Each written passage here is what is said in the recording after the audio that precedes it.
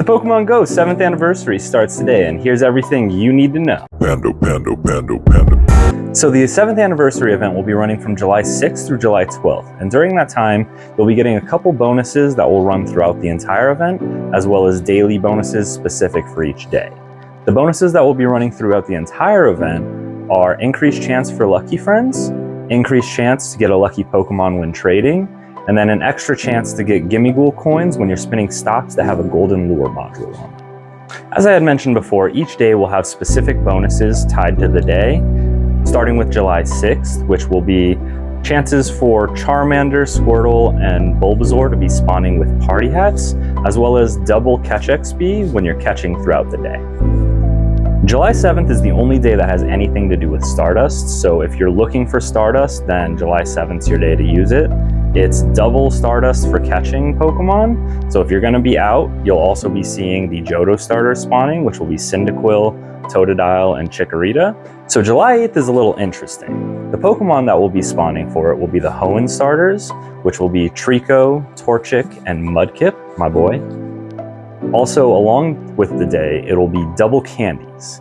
The reason that's interesting, though, is because the following day is the Classic Community Day for Squirtle.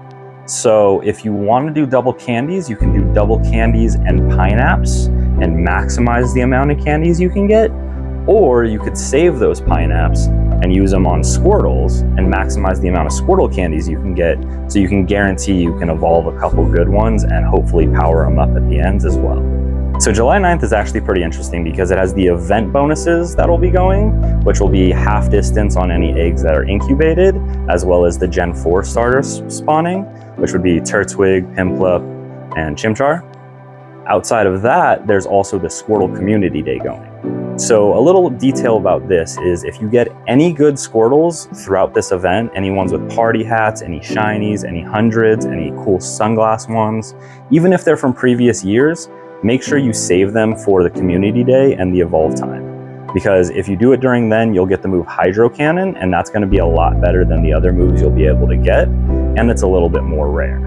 It's also the debut of the Wartortle and Blastoise with the party hats, so it would be a good time to make sure that you get a Blastoise with Hydro Cannon and a party hat. So July 10th is actually a little bit of a cooldown day, it seems like. You'll have the Gen 5 starters spawning, which will be Snivy, Oshawott, and Tepig. And then in addition to that, you'll have double friendship boosts. So maybe on July 9th, before you go to bed, send as many gifts as you can and don't open gifts, save them for the 10th. And then on the 10th, open all the gifts you can, send the gifts, just do whatever you can to increase your friendship. So July 11th's bonus is actually one of the best things to have following a community day. It's double candies for transferring Pokemon. So if you do it right and you go through and you mark every Pokemon you want to transfer with a random symbol in your phone that none of your other Pokemon have, when it comes that day, all you have to do is select on that symbol, hit select all, transfer, and you've now just made your whole day super simple. You've cleared out a ton of box space and you've got a ton of candy to show for it. The Pokemon that will be spawning for the day are going to be Chespin and Fennekin with chances to be shiny. And then you'll have Froakie, who hasn't had a community day yet, so you can't get him shiny yet, unfortunately. So with the 11th being double candies for transfers, the 12th is actually pretty perfect to follow that up because the 12th is double XP for evolving. So if you plan it right and you're strategic, you can count how many candies you're going to get, including what you'll get for evolving and transferring for Pokemon like Weedle, Pidgey, Caterpie, and if you count all of them outright, you can drop a lucky egg and evolve a ton of those ones just within the time frame, and you'll be able to see how much experience is actually possible to grow.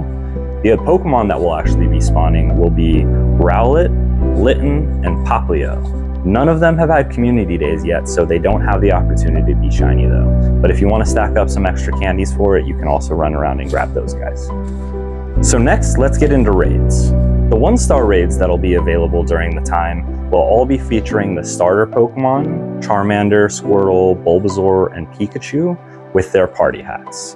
The 3-star raids will be featuring Magneton, Lapras, Snorlax, and Flareon, with Lapras and Snorlax having a chance to be shiny.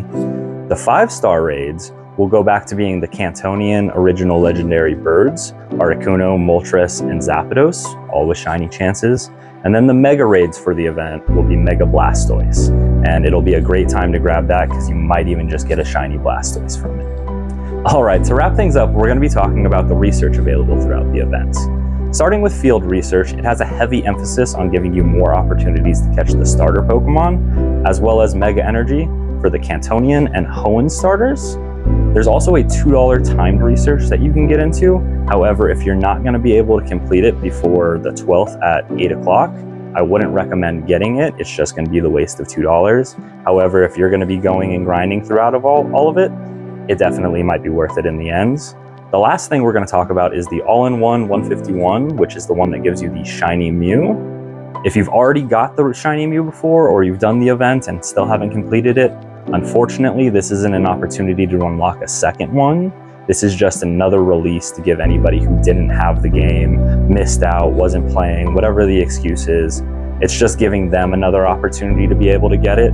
So if you're a player who's already got it, unfortunately you can't get it again. However, if you haven't got it, I would highly recommend getting it. It's a pretty rare Pokemon, even in general. Video games haven't done a lot of releases on them, so it would definitely be worth grabbing. And I believe that pretty much wraps up everything that needs to be known about the Pokemon Go 7th anniversary. If I missed anything, make sure you guys drop that information down below in the comments. If you guys like the video, if you guys want to stay informed and know what's going on in the Pokemon community, then I would really appreciate it if you would like the video, subscribe, kind of follow me. I definitely try to keep as much information up to date as I can for Pokemon Go, getting into the Pokemon TGC, and I'm just finishing everything up to actually start streaming. So I'm really excited to share this with you guys, and I want to thank everyone who's made it this far. We'll see you guys in the next one. Professor Pando tuning out. Pando, Pando, Pando, Pando, Pando.